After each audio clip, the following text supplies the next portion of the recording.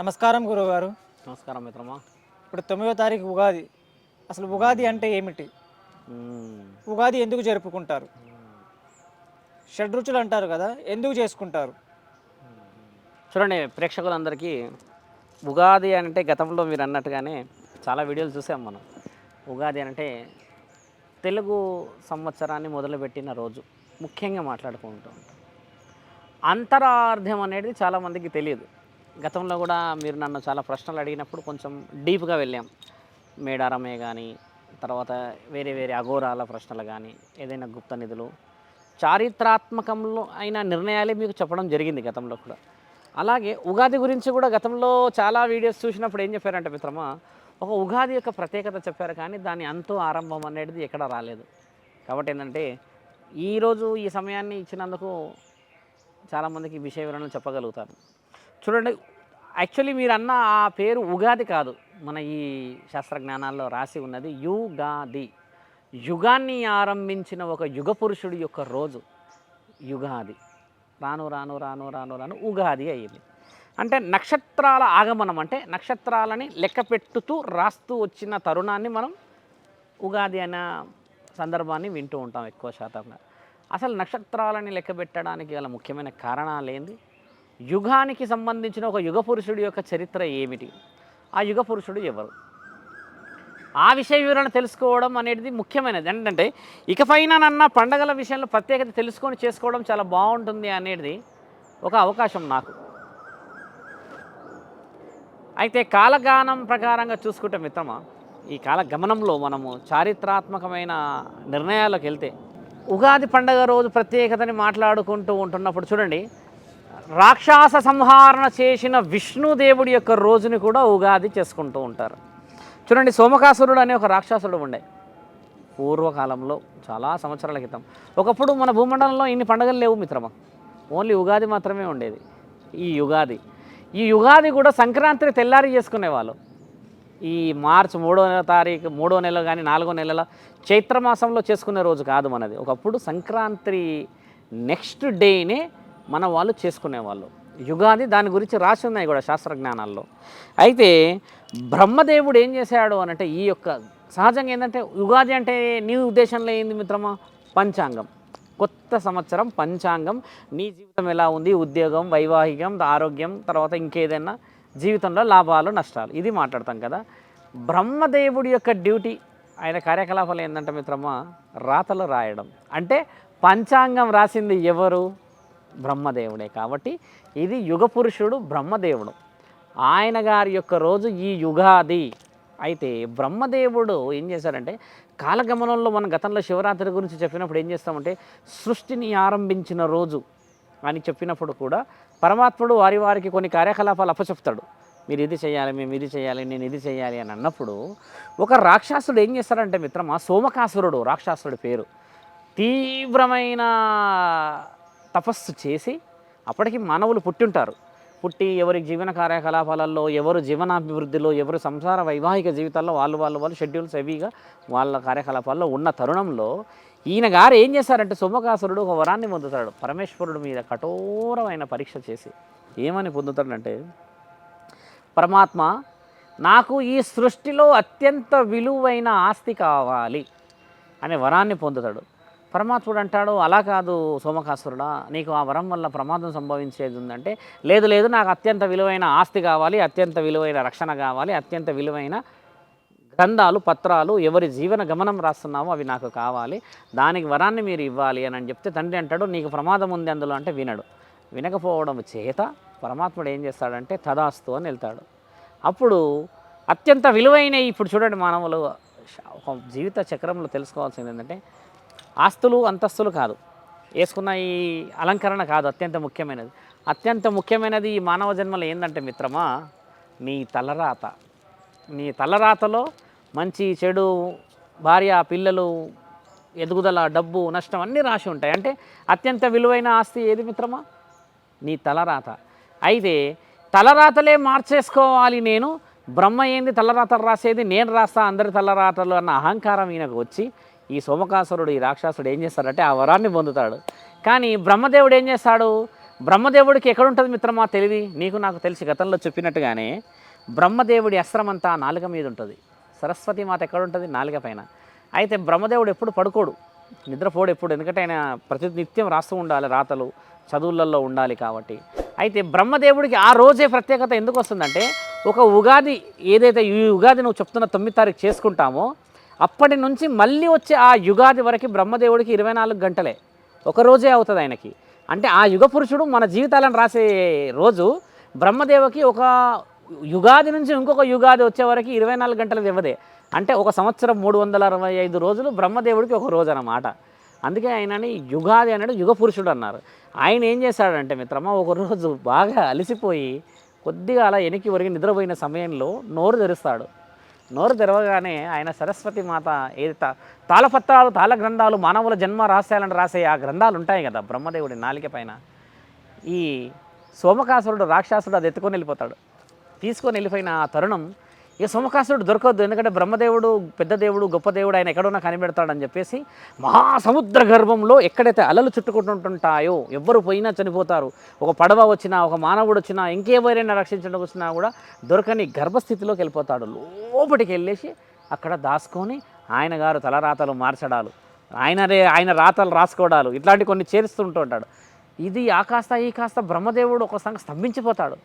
తాళపత్రాలు తీసుకెళ్ళిపోతే సృష్టి అంతా ఏం కావాలి, నేను ఎందరో మందిలో రాతలు రాశా, ఎంతోమంది మృత్యువులు రాశా, జన్మలు రాశా, రహస్యమైన జీవన గాథలు రాశా అని మొరబెట్టుకుంటున్న ఆ సమయంలో శివుడి దగ్గరికి వెళ్ళి మాట్లాడినప్పుడు శివుడు అంటాడు, విష్ణుదేవుడు ఈ విషయ వివరణలో మీకు సహాయానికి ముందుకు రాగలడు, కాబట్టి మీరు విష్ణువుని ఆశ్రయించగలరు అని అన్నప్పుడు అప్పుడు పరమాత్ముడు ఏం చేస్తాడు, బ్రహ్మదేవుడు విష్ణు దగ్గరికి వెళ్ళి చేదోడు వాదోడుగా మాటలు అడిగిన సమయాన విష్ణుదేవుడు ఒక వ్యూహాత్మకమైన వ్యూహాన్ని రచిస్తాడు.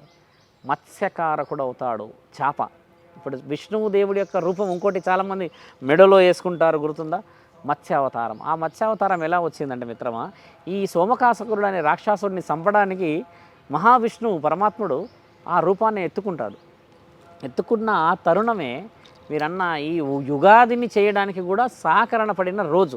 అప్పుడు ఏం చేస్తాడంటే, ఈయన అంత పెద్ద మహాసముద్రంలోకి వెళ్ళాలంటే కూడా కుదరదు కదా, ఎందుకంటే ఆయన లోతుకి వెళ్ళి ఉన్నాడు సోమకాసురుడు. అయితే మహర్షులు అంటే ఒక బ్రాహ్మణుడు ఒక అడవిల గుండా వెళ్తూ ఉంటాడు. మనం ఇప్పటికీ చూస్తుంటాం కొన్ని దారులలో చిన్న చిన్న కొనలు ఉంటాయి, నీళ్ళు ఉంటాయి, అక్కడక్కడ నీళ్ళు ఉండి చిన్న చిన్న కొలను, బాయిలు లాంటివి ఉంటాయి కదా. ఈ మహావిష్ణువు చిన్న మత్స్యావతారం ఎత్తేసి ఆ కొలనులోకి చేరుతాడు. వెళ్ళి కొలనులో చేరిన తర్వాత ఈ మహర్షి, ఇప్పుడు చూడండి ఈ తరుణం ఏంది మిత్రమా, ఇప్పుడు నీవు నేనున్న తరుణం ఎండాకాలమైన తరుణం, అంటే నీళ్ళు బాగా దాహం వేస్తుంది. నీళ్ళు తాగుదామని ఆ మహర్షి ఏం చేస్తాడంటే, ఇలా అన్నప్పుడు ఆ యొక్క మత్స్య అంటే చిన్న చేప బంగారు అవతారం వచ్చి అందులోకి వస్తుంది. వచ్చేస్తే ఆయన తాగుదామన్న సమయం చూసి అదేంటి ఈ చేప విచిత్రంగా ఉంది, బంగారు చేపలా ఉంది అన్నప్పుడు ఆ చేప ఏమంటుందంటే, నన్ను రక్షించవా అని అంటాడు ఈయన విష్ణుదేవుడు. అదేంటి చేప మాట్లాడుతుంది, నన్ను రక్షించవా అంటుంది అంటే, మునివర్యుల దగ్గర ముని కలశం ఉంటుంది, మీకు తెలిసిందేగా, నా చేతిలో కూడా ఉంటుంది, ఎప్పుడు ఇలా పట్టుకుంటాను నేను, కలశం ఇలా ఉండి ముందుకుంటుంది అది. ఆ కలశంలో నీళ్ళు ఉండడంలో ఆ చేపను తీసి అందులో వేసుకొని తండ్రి వెళ్తూ వెళ్తూ వెళ్తూ నిన్ను వేరే కొలనులో కొద్దిగా నీళ్ళు ఎక్కువ దగ్గర వదులుతానంటే, ఆ కొలనులో వదిలినప్పుడు ఆ కొలను సరిపోదు, పెద్దగా అయిపోతుంది ఒకటేసారి ఆ మత్స్య అవతారం. ఆ కొలను తీసుకెళ్ళి కొంచెం వేరే దాంట్లో వేద్దామన్నప్పుడు చెరువు లాంటి దాంట్లో అది పెద్దగా అయిపోతుంది, సరిపోదు. అలా అలా అలా అలా అలా ఈ సోమకాసురుడు ఉన్న మహాసముద్రం దాకా చేరుతుంది ఈ విషయం. అప్పుడు సోమకాసురుడికి ఈ యొక్క మత్స్యావతారం నుంచి తండ్రి విష్ణుదేవుడు ప్రత్యక్షమై ఈ యొక్క బ్రాహ్మణుడు, చూడండి ఇక్కడ బ్రాహ్మణుల ఆధిపత్యం చాలా గొప్పగా వివరించారు మన గ్రంథాల్లో. బ్రాహ్మణులకు విలువ కూడా ఎందుకు ఉంటుంది అనేది కూడా మీకు చెప్తాను నేను. ఈ బ్రాహ్మణుడు ఎవరైతే ఈ మునివర్యుడు ఏం చేస్తాడంటే, తండ్రి విష్ణు అవతారం ఎత్తిన మీరు మత్స్యావతారాన్ని ఎత్తాల్సిన పరిస్థితి ఏందో నాకు తెలియదు, నేను మీకు ఏదైనా సహాయపడగలనా అని అంటే, బ్రహ్మణ మునివర్య రూపంలో ఉన్న నీవు నాకు ఒక సహాయాన్ని చేయగలవా? నేను ఒక రాక్షస సంహారణ నిమిత్తం సృష్టి మునిగిపోతున్న ఈ రోజు నేను కల్లారా నీకు చూయిస్తాను, నాకు మళ్ళీ సృష్టి ప్రారంభించే సమయం కావాలి, బ్రహ్మదేవుడికి మాటిచ్చొచ్చాము, లయకారకుడు వరాన్ని చేయడం చేత, అంటే పరమేశ్వరుడు లయకారకుడు అంటే ఇవ్వడం చేత సోమకాసురుడు ఈ రాక్షస అవతారం ఎత్తి తాళపత్రాలనే, మానవుల యొక్క రాతలనే తీసుకెళ్ళిపోయాడు. ఇప్పుడు నేను కొద్ది ఆలోచన భిన్నంగా చేసి ఇక్కడ దాకా వచ్చాను, నీవు నాకు సహాయాన్ని చేయగలవా అంటే, చిత్తం మహాప్రభు మీరు చెప్పండి, బ్రహ్మనాధిపత్యం తీసుకున్న నేను ఏ రాతలను మీకు రాయగలను, ఏ విషయంలో చెప్పగలను అని అన్నప్పుడు అప్పుడు అంటారు, ప్రతి జంట ఆడామగా, కుక్క ఉంటే మేల్ ఫీమేల్ అంటే జంటలు.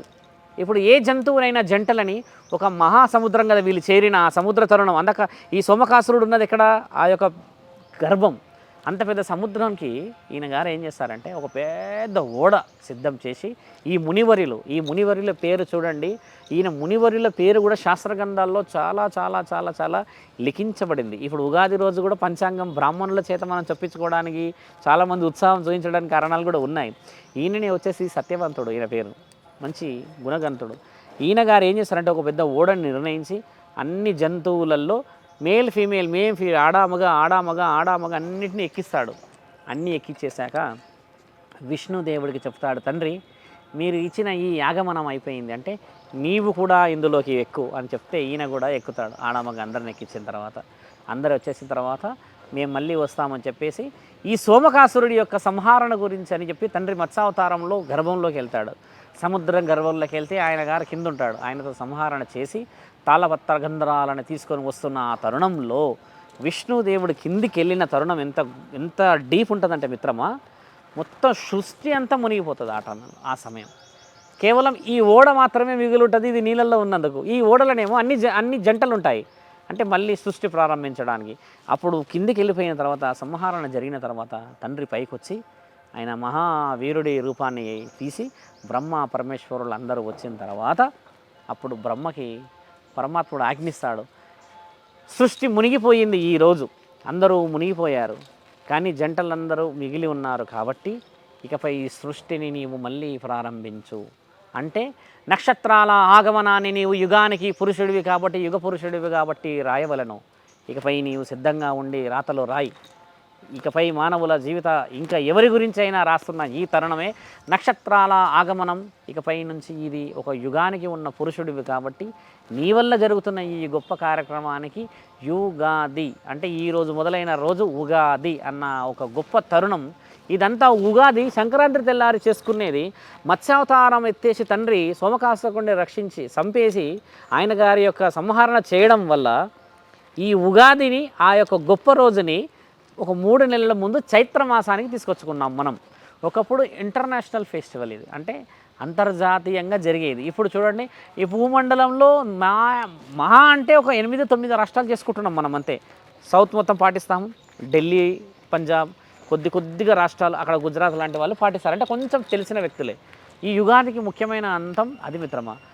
నక్షత్రాలు గమనం అనేది ఆ రోజు నుంచి రాయడం బ్రహ్మ చేయడం చేత పరమాత్ముడు ఇచ్చిన వరం వల్ల సోమకాసురుడికి మరణం, విష్ణుదేవుడు మత్స్యాకార అవతారం ఎత్తడం వల్ల ఈ బ్రాహ్మణుడు వాటన్నిటికీ సాక్ష్యం ఉండడం వల్ల పంచాంగం చెప్పడానికి కూర్చుంటారు. ఏం జరిగింది, ఎలా జరిగింది, ఏ విధంగా అనడానికి ఒకళ్ళు సాక్షి ఉండాలి కదా. ఆ విధంగా జరిగిన తరుణమే ఉగాది మిత్రమా. దాని యొక్క అంతరార్థం అది. ఈ ఉగాదిలోనే మళ్ళీ ఇంకొక అర్థం ఏమున్నది అని అంటే మనము 7 రుచులు తీసుకుంటాం. మామిడికాయలు, తర్వాత వేప పువ్వు, బెల్లం, చింతపండు, కొంతమంది వేరే తినుబండారాలు ఇలా చేస్తూ ఉంటారు. దీని ముఖ్యమైన ఉద్దేశం ఏంటి, ఇది తెలుసుకోవాలి. మనము ఉగాది అనగానే ఖచ్చితంగా తీయ వస్తువులు, మంచి చల్లని పానీయాలు చేసుకొని ఉగాది రోజు పచ్చడి అన్ని కొత్తగా పండ్లు ఎలా వచ్చాయి చూసావు కదా, ఇవన్నీ చూసుకున్న తర్వాత చేస్తున్నది. ఇది ముఖ్యమైన ఉద్దేశం ఏంటంటే మిత్రమా, ఓ మహానీయుడు ఒక మహారోజు ఏమన్నాడంటే మానవులకి శరీరానికి సంబంధించిన రోగాలు వస్తూ ఉన్నాయి. ఆ రోజుల్లో బాగా రోగాలు, డైజెస్టివ్ సిస్టమ్ మీద ఎఫెక్ట్ ఎక్కువ పడుతూ ఉంది. వామిటింగ్స్ కానీ మోషన్స్ కానీ ఇలాంటివి అయ్యి పిల్లల ఎదుగుదలలో ఏదో లోపాలు వస్తున్నాయన్న ఉద్దేశం వచ్చిన ఆ సందర్భంలో మహావిష్ణువు ఒక రోజు వచ్చి ఈ మునివర్యులు ఎవరైతే చెప్పామో సత్యవంతుడికి ఏం చెప్తాడంటే, అప్పుడే వస్తున్న పూతకి వచ్చిన మామిడి కాయలు, చింతకాయ, తర్వాత వేప పువ్వు, బెల్లం, అంటే బెల్లం కూడా చాలా కొత్త బెల్లం ఉంటుంది ఈ ఎండాకాలంలో. తర్వాత కొంతమంది ఏం చేస్తారు, ఈ చింతకాయలు ఏవైతే ఉన్నాయో మనం చింతపండు వేస్తున్నాం కానీ ఒకప్పుడు చింతకాయలు వేసేవాళ్ళు. చింతపండు కాదు అందులో వేసేది, చింతకాయలు మంచిగా కట్ చేసి వేసుకుని ఆ తరుణం అన్ని 7 రుచులు 7 రకాలుగా చేసి మీరందరూ తాగితే శరీరంలో ఉన్న ఆ యొక్క వ్యాధికి సంబంధించిన నియమ నియంత్రణలను పాటించి ఆయురారోగ్యాలతో మీరు ఉండవలసిందిగా మేము ఆజ్ఞాపిస్తున్నాము అన్న ఆ రోజు కూడా ఉగాది. మన శరీరాన్ని కాపాడుకోవడానికి, ఆరోగ్యాన్ని కాపాడుకోవడానికి శాస్త్రజ్ఞానాల్లో వేద పండితుల ద్వారా మన యొక్క శాస్త్రజ్ఞానాల్లో పురాణాలలో భగవంతులు రుజువులు చేసిన రోజు ఇది ఉగాది. అయితే బాగా గుర్తుపెట్టుకోండి, ఈ రోజే చేస్తాం పచ్చడి ఉగాది రోజు, మళ్ళీ తర్వాత చేద్దామంటే ఇవన్నీ రావు కదా. ఈ మామిడి పండుది దెబ్బ తింటాం, తర్వాత ఈ పువ్వు ఉండదు, ఒకటి లేకపోతే ఒకటి ఉండదు, ఒక్కొక్కసారి అన్నీ ఉండవచ్చు, కానీ ఈ యొక్క తరుణానికి వచ్చే రుచికరం అన్నది పండగ రోజు పండగ వాతావరణమే శంకరా. ఆ విధంగా వీళ్ళు షడ్రుచులు పెట్టుకోవడానికి, ఆరోగ్యాలు కాపాడుకోవడానికి చేయవలసిన ముఖ్యమైన కారణమే ఈ యొక్క యుగాది. నువ్వు అనుకుంటున్న ఉగాది కాబట్టి ప్రేక్షక మహానీయులకి మీ ద్వారా ఎంత మంచి అవకాశం. అసలు ఉగాదిలో ఉన్న అంతరార్థం చాలా ఓపికతో నీవు విన్నావు, చాలామంది ఓపికతో ఈ వీడియో వింటే అసలు ఎంతటి గర్వంగా అనిపిస్తుంది మన ఈ యొక్క పండుగ గురించి. ఒక బ్రహ్మదేవుడి యొక్క రోజు ఇది, ఒక విష్ణుదేవుడి యొక్క రోజు ఇది, ఒక పరమాత్ముడు ఆజ్ఞించిన రోజు ఇది. మానవులు, ఋషివర్యులు, బ్రాహ్మణులు, తర్వాత వేద పండితులు, శాస్త్రజ్ఞానాలు తెలిసిన సాధువుల ద్వారా పంచాంగం తెరుచుకుంటున్న ఒక యుగం రాసిన రోజు ఇది. కాబట్టి ఖచ్చితంగా ఇది మీరు అన్నట్టుగానే మనకు నిజంగా ఒక యుగ పురుషుడు వచ్చిన రోజు ఉగాది. కాబట్టి ప్రేక్షకులందరికీ సర్వం ఈ యుగాది ఎప్పుడు కూడా యుగాన్ని మార్చేలాగా ఉండే విధంగా ఉండాలని, ఈ యుగాది నుంచి మంచి రోజులు అందరికీ రావాలని, శివరుద్ర సాధువు యొక్క మహనీయమైన ఉగాది ప్రతి ఇంటికి, ప్రతి ఆడబిడ్డకి, ప్రతి ఒక్క మానవ జన్మ అయితే అందరికీ ఉగాది శుభాకాంక్షలు తెలుపుకుంటూ, మీ యొక్క మీడియా సోదరులకి కూడా ఇలాంటి మంచి మంచి రోజులు ఎన్నో గణనీయంగా రావాలని, ఆ షడ్రుచుల్లో మీ యొక్క ఆరోగ్యాలను కాపాడి మంచి రోజులు తేవాలని మనసా వాచా నా అంతఃకరణ శుద్ధిగా కోరుకుంటూ ఉగాది శుభాకాంక్షలు మీ అందరికీ తెలియజేసుకుంటున్నాము శంకర. ధర్మో రక్షతి రక్షత.